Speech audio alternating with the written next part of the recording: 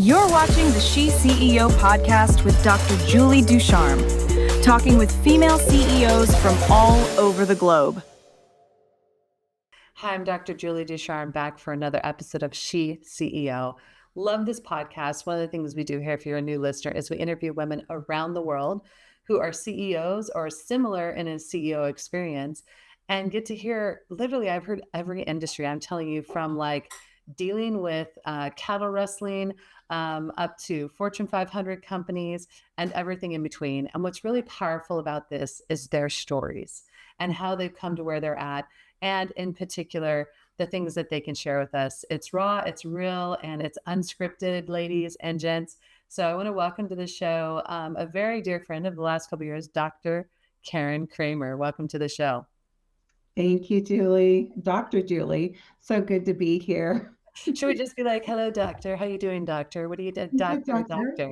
I always try to be mindful of the doctor titles. I know you and I are kind of like whatever, but I try and be mindful of those because we did work really hard to get them.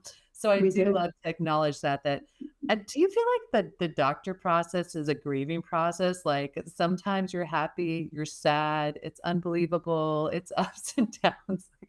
I felt like this when I did my doctorate. Which I know you specialize in some areas of grief, which we will talk about. But welcome to the show. I'm so glad you're here. You hit on some really powerful things that over the last couple of years I've been watching you do and really empowered and inspired by them with how you're handling them. But before we get too far into that, I would love for our listeners to learn about you and some of your backstory. We're going to talk a lot about what you're doing now and the power of what you're doing, but how did you end up moving into where you are today? Yes, I love that question, Dr. Julie, because I love the question too for other people to figure out where they've come from. And so for me, I'm going to give you some subtitles along the way. I'm the product of a engineer dad and clairvoyant psychic mother. So I can talk woo and science in the same sentence. And I would say I followed more along the lines of the science end of it to begin with. My dad was making sure I was very good with math, that I was going to get a good degree that would lead to a good job, which, by the way, my parents were born in the 1920s, raised in the Depression. My parents were in their mid-40s when I was born. So part of this was making sure that I was independent enough, which I think is critical to my backstory and important. They want to make sure if anything happened to them, I was covered. I'm from the home, from the finances to knowing how to change my own tire. I was independent. And I got into leadership development really quickly, literally the day after I graduated with my under degree, and started working my way up the ladder in that organization. So executive coaching to managing a leadership development program through a company called the Center for Creative Leadership. And then I had an opportunity in 2009 because we had that dip in 2008 we won't really talk about. And I thought, okay, I just remarried, blended family, expanded with 5 kids in 2009. So I stepped out of the corporate world full time and wanted to do something in my private practice. And that's where I got into teen coaching, teenagers to be specifically. So I went from team AM to teen EN coaching, that transition. So I was a life coach. I started my private practice as a life coach for teens and then 20 somethings. And it was specifically around girls. And then it expanded to boys. And then I figured out I was coaching more parents than I was teens. And then in 2008, and I say this was my title at that time, where my tagline was, "The love of my life walked out of my life for Valentine's Day" in 2008. So high school sweetheart, reconnected 20 years later, 11 years of marriage, which, by the way, today, Julie, at the time that we're recording this, would have been my 19th year anniversary. And I didn't even think of it until here about an hour ago, which is another important thing for the story. How do we move through this thing called grief? Well, when I went through my divorce, all of a sudden it's like, what's going on? And I thought I could coach myself through my own divorce. Bad idea. We're the worst people to recognize those areas of opportunities and development. And that's really what led me down this path to really truly understanding the subconscious, unconscious programming that goes underneath what we do. So much different from then my decades of coaching, which this NLP, neuro linguistics programming, to quantum healing hypnosis technique. And in the process of doing that, working with over 1,500 individuals as the head coach, traveling during those COVID years with an organization, helping train other people in hypnotherapy and NLP. And I realized that after working with those 1,500 individuals, that there were some common themes called grief. And when I looked at grief, it's expanding it much more than just death and dying. It's everyday type of losses. My own divorce, becoming an empty nester, going gray, number of numbers showing up on your scale, your wrinkles, losing a job, getting a diagnosis, health issues, whatever it is, basically anything that challenges our sense of identity is a form of grief, which then led to the deeper work that I'm doing, as well as my series of books called Healthy Grief. Yeah. Wow. So much there. So much to unpack. We need like 12 podcasts for Okay. this. We could do like one on every subject. Um, but grief is really an interesting aspect to me because I didn't realize that, I associated grief with death. That's what I did. Now, I remember when I left the corporate profession, it was very much felt like a grief process because it was like an identity shift. It was like I was losing my identity. And at the time, I didn't really know what I was going through. I just thought, like, why am I feeling these crazy emotions? And I remember when COVID happened and my business were getting shut down. And these are businesses that I invested in for 20 something years. And same thing, it felt like this weird grief process of loss, and I find this really interesting because, and I don't know if you found this, but you find that a lot of people don't associate grief with other things, but yet they are grieving those things. They are so true.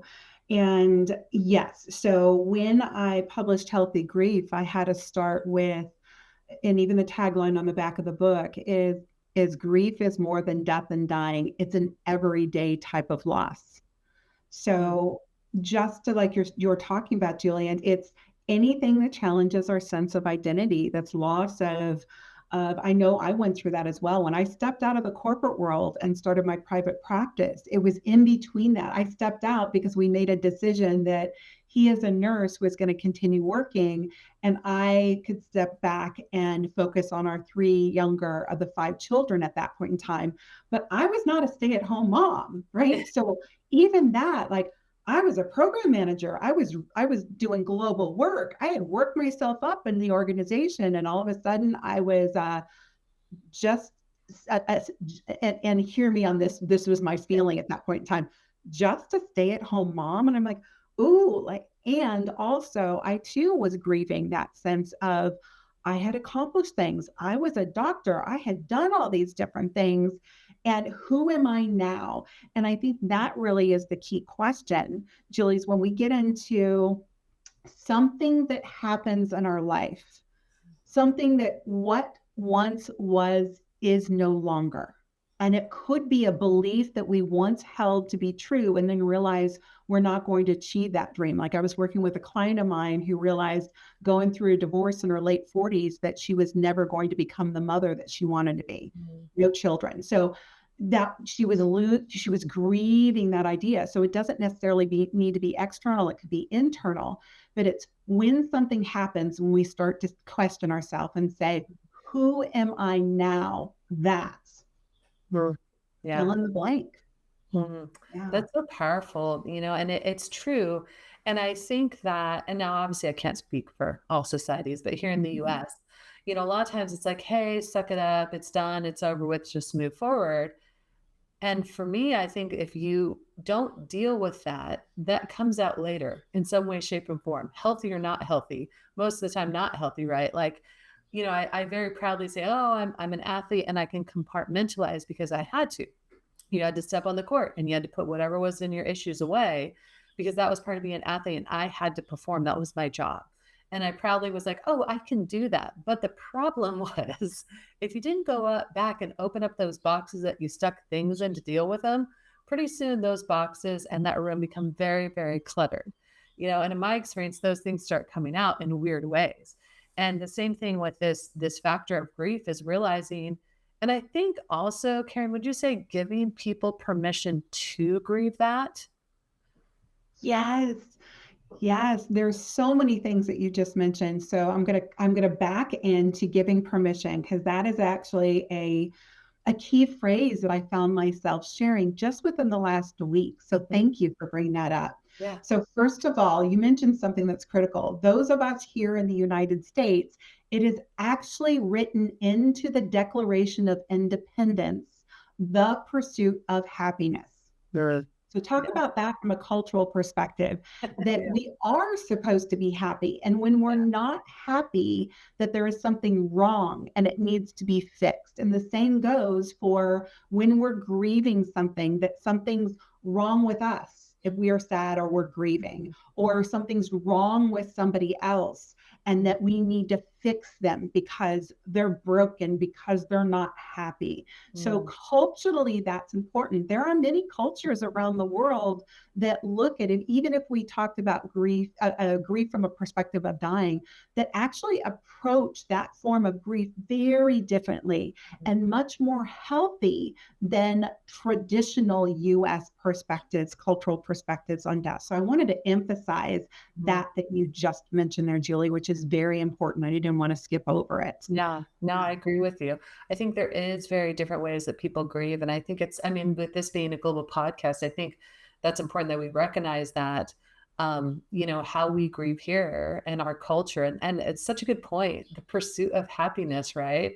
Like, if Mhm. we're not in that pursuit, are we not happy, right? Like, there's this, I feel like there's, that I think it's normal to have this happen in your life, but I Mhm. think especially in America where we go, go, go, everything's 24 hours, everything's, people working 7 days a week now, 24/7. Like, I don't even think how many days do you get off corporately to grieve when you have a death in the family? Is it like I actually have a colleague of mine on the East Coast that is challenging the bereavement laws. That's what they're called, the yes. bereavement laws. I do not remember what they are right now, but it's one of those things like a week or two. And again, don't quote me, those who are Yeah. listening. But no, grief does not have a timeline. It doesn't mean that after a week or two or whatever the bereavement leave is, that all of a sudden you can get back to work and operate like you haven't had some major loss or Yeah. grief or setback in your life. Yeah, and they only associate it with death, right? I mean, we're talking about divorces. I've had many a women, even though they wanted the divorce when it was finalized, it was a lot of like that was rough for them, right? Even though they wanted it, it wasn't like, "Woo, let's have a party and go." They were like grieving that loss. So I Mhm. mean, we don't talk about that either, and I think this also circles back around to mental health, right? Like, why are we struggling with so much mental health? Well, how are we addressing things like this in our lives, right? Get back to work, get over it. You're fine, be done, right? Like that's the philosophy that I was in corporate, in sports, like, hey, sorry that happened to you, but you got to move forward.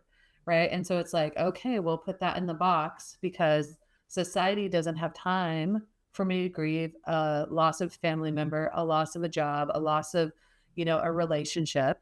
And even if it's not a marriage, there's still people who've been in relationships for 1 year, 2 year, 3 year, and that's a huge loss with that. So, what are some steps, if you don't mind sharing, or maybe, and obviously, I know this is probably a deeper coaching conversation, but are there some basic things that you can share of like, hey, listen, if you're dealing with a loss and grief, what's a step or two that they could take in the right direction to maybe give them an opportunity to grieve? Yes.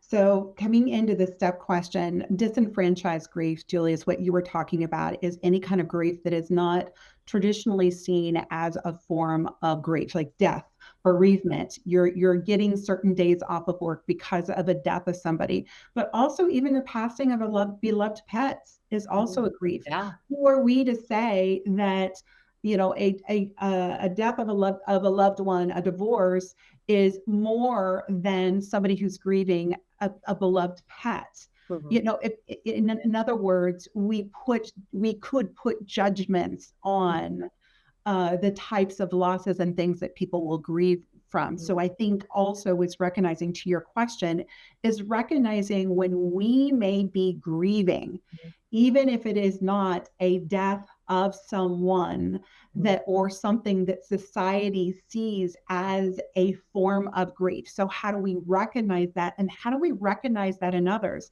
If somebody, for example, lost their pet turtle and they're emoting about it, that is grief. So back to your question, what can we do about it? So there is in the book, when I wrote Healthy Grief, I wrote a 5-stage healthy grief framework. And it's the idea about how can we go through these processes of grief, acknowledge these processes of grief, both for ourselves as well as when we see that happen for a loved one, in a way that we can do it healthfully. You've already mentioned about stuffing things in the box.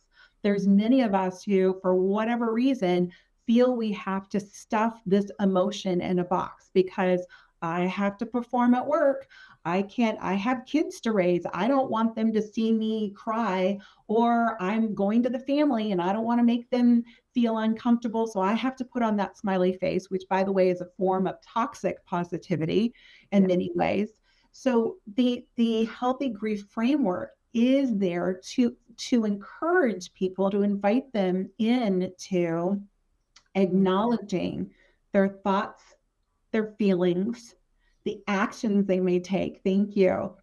As well as going into the support that they may need, as well as what does the future look like, even if it's 10 minutes from now. And what's showing there, thank you, is moving forward, which is the guidebook that came out of Healthy Grief. And honestly, I even had this question today. Hey, I have somebody who has a mother that's in decline and I want to buy her something. And I Mhm. usually say the best gift, the bestseller is this book that is showing right now, which is Mhm. Moving Forward. It is the guidebook of the healthy grief framework, and it is so easy to read, easy to use. It's only 111 pages. It has icons, it has pictures, it has questions to go through.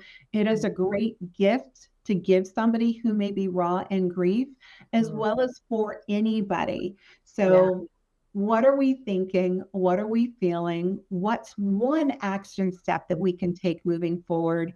What kind of support do we need, formally or informally? And what does the future look like, even if it is 10 minutes from now? Mhm. Keeping it short and simple. Because, Julie, the three things that I heard from people when I was interviewing them for my book, which is not a collaborative book, I Mhm. actually interviewed people, the 30 grief survivor case studies that are in there. My stories are in there. My client stories are in there. Other stories are in there. And the theme I was finding for these three people in grief were overwhelmed, lost, and alone, which I Mhm. think is important for us to know. Whether we recognize or we're overwhelmed, lost, or alone, or somebody else is, you want Mhm. to provide information. Like for somebody who's already overwhelmed, you don't want to Mhm. provide them a whole bunch of information. So if Yeah. you're helping somebody through grief, rather than saying, hey, how can I help you? Yeah. Provide two options. We're Would you like me to take you out for coffee or bring you some coffee? I'm going to the grocery store. Would you like me to bring you soup and bread Mhm. or milk and cookies? Like two Yeah. options. Yeah, I love that. And I love that you have that because literally I have people I will absolutely order that for and send to them. Um, I love workbooks because I'm kind of old school and I like to write stuff down. Mhm. Sometimes I'm on the computer so much, it just feels overwhelming to have to try and read a book or do another thing. And so I love that. And I also love it because you can go back and reflect on it. So that's really powerful. And I'm excited to be able to do that. And I know why we're on this topic, you're kind of completing the grief bundle with the journal. And is that the journal that we were just looking at right now? Or is there an That was addition? that was the second book. So I have it here, The Healthy Grief, and I'll just pull this out so you Yes, can please do. see. Yeah. It is a 2 pound, Nice. 400-page textbook. And actually, and on the back is the Grief is More Than Death and Dying. It's an everyday loss, which I mentioned. This was the first book, and it literally is a textbook. I can say that now. So it literally is a textbook in colleges helping funeral professionals. But I Wow. found when I wrote this book, even though 2/3 of it are the stories, somebody who's overwhelmed, lost, and alone, you're not going to want to give them this as a gift. Yeah. So, Julie, what was shown was the guidebook from it because it is easier. It Yeah. does have the various different things that are in there to write, as you mentioned. It Mhm. has the various different models and such. And then I even then followed it up. Thank you. That's healthy grief. And then followed it up with the oracle cards that are Mm. on there. So on Amazon, since that's showing, the only thing that's on Amazon right now is Healthy Grief.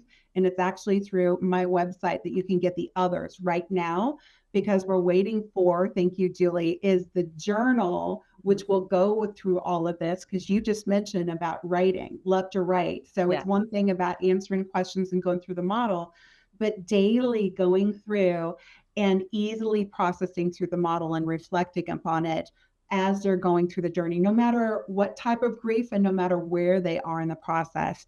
And Mhm. that's what will finish out the Healthy Grief bundle, the book, the guidebook, the oracle cards, and the journal. Yeah, I love that. And what I love about journaling too, as you're mentioning that, is that reflecting back, being able to go back and read like those tough days or just different things in there. I think that's really powerful. I had kind of been anti-journaling for a long time just because I thought like, oh, I don't have time for it. What's the point? And then I started doing it about 2 years ago from a challenge from one of our she talkers who had a gratitude journal she was selling. And she was like, hey, I'd really love you to do this. It's 30 days of writing gratitude. I was like, okay, I of course I can do 30 days, and that turned into not just gratitude, but journaling and prayer requests and things like that. And it was like before I knew it, had been doing it a year, and it was like this essential part of my day. It became this like very important part. And if I didn't do it, I felt like I was missing something. And so I love that you're including that in there because I think that's a powerful piece for people to do. And especially with that, when you talked about feeling overwhelmed and lonely, a lot of times having that peaceful moment, at least for me in the morning before the craziness starts, is just having that quiet moment. I'm drinking my coffee. I'm in my thoughts. My phone is not within reach. I'm not touching it and getting distracted with that. So I'm really excited for that to come out. And you said, is there a date when it's coming out soon or just soon? We got to keep an It's eye out going to for it. come out soon. And part of this is it will be easy for me to do. Literally, my publisher is one day. It's basically taking the information that's in here and doing it. Yeah. It's this wonderful year has taken a whole new twist. So it's finding that one solid day to Yeah. just get it done. So we're hoping for July, if not August. All right. Well, you'll definitely let us know so we can put it out to all of our listeners. So I think that is so powerful. Well, as we're coming to a close, I wanted to touch on anything else you felt was really important. Obviously, we've been talking a lot about grief. And is there anything else about grief or any other kind of area that you feel is really important that you want our listeners to hear about from you? Yes, actually, there's so many different things I can say, but for some reason, Julie, this is what's coming to me. So whoever needs to hear this, this is for you. Is we live in a world of social media. So we've already talked about various different types of grief. So if you ever find yourself looking at somebody else's post or an old post that pops up, and you start to have this feeling that's not so happy, just Mhm. say that it's an opportunity for us to just dive into what's underneath that because everything happens in our life for our purpose. Mhm. And here's the reason why I say this. If we happen to see somebody who's celebrating their anniversary Mhm. and we have an icky feeling about that, well, what does that say about us? Is it because maybe we didn't have that long of a relationship or unhappy in ours? Or if somebody's celebrating the birth of a child and maybe we unfortunately lost ours or wish we had.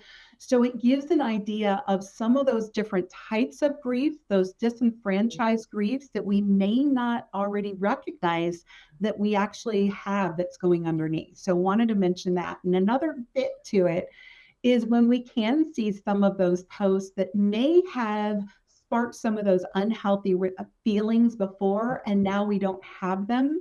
Like I mentioned on the day of this recording, I didn't realize that I would have been celebrating my 19th anniversary.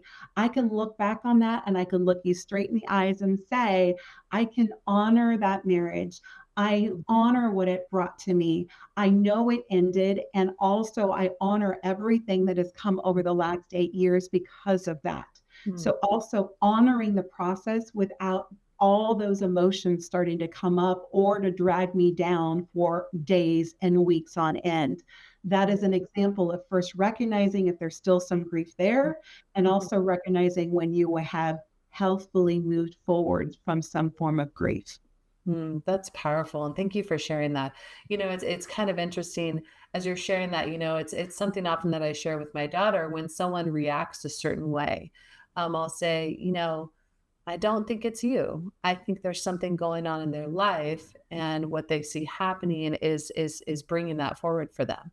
And I always talk about giving grace for people who react strangely, or that you see jealousy. Often jealousy is just insecurity. Yes. Oftentimes meanness is just covering up for something else that's hurting them. And that's such a powerful thing to say and recognize. And this is, part of the She Talks way, right? Like, we want to be supportive of other women. So when we find ourselves not wanting to be supportive, oftentimes I say to women, well, what is it that is bothering you about them? And sometimes it's like they will be like, well, I just don't, they're just so happy all the time. And I'm like, why is that a bad thing? Right. And so they have to kind of start digging in and going like, wait, hold on. It's really not them. It's really something else that's going on with me. And I appreciate you saying that, because I think oftentimes we don't allow ourselves to say, it's okay if something's going on. We don't have to be perfect, right? A lot of times it's like, we've got to keep this nice persona. I think it's okay to say, you know what? I'm having a bad day. I'm dealing with something. This is tough for me right now, but you know what? I'm working on it, right? I mean, once again, our culture, I can't speak for other cultures, very much, anything you turn on, a billboard, or not turn on, but you see a billboard, a commercial, everything's perfect. You see these commercials with families and the whole house was white. Everything was pristine, perfect. The children just looked adorable, and they were all adorable on screen, and everyone was really happy. And I thought, well, gosh, that's what my house and my kids and my family should look like, right? We never see the messy behind the scenes, stuff that's going on. Unhealthy expectations. Yeah, absolutely. And so, if you start looking around, and for our listeners, I'm going to just challenge you, start looking at the billboards that you see, because you don't realize you're seeing them. Start looking at the commercials, start looking at perfect social media, right? Because filters are wonderful. Filters can filter out everything, right? Because most people only record the happy moments in their life. They don't record the messy, because they don't want to be judged. And so I think that's such a great thing to say, is like, when we feel that feeling, take a moment and go, wait, hold on. Why am I hating on this person, or mad at this person, or I don't want that? So it's such a powerful thing to remember. And I really appreciate you sharing that. So gosh, we could just go on for hours, Karen. We could go on for hours. We're going to have to do updates, because like, as your journal comes out and stuff, and we're going to have to do some type of webinar with our She Talkers talking about healthy ways to deal with grief. I think it's a powerful time to do that with our women, for sure. So Definitely. for any of you who are wanting to connect with Dr. Karen, Mhm. we're of course running the website on the bottom of the page. It will be in all the posts as well. Of course, if for some reason you're having a hard time tracking down, you can hit me up on any of my socials, and I will make sure to get you connected with her. Definitely check out her books on Amazon and her website. And that's actually, those 30 case studies are really interesting. I'm going to be wanting to read that. That's going to have to be some summer reading, though, because it's 400 pages. So that's going to be me floating with your book. Except I think you said It's it's easy to 2 pounds. read. It's easy to read. It just looks I heavy. may not be on a floaty with it, since it's 2 pounds. I may have to be on a non-floating chair. No.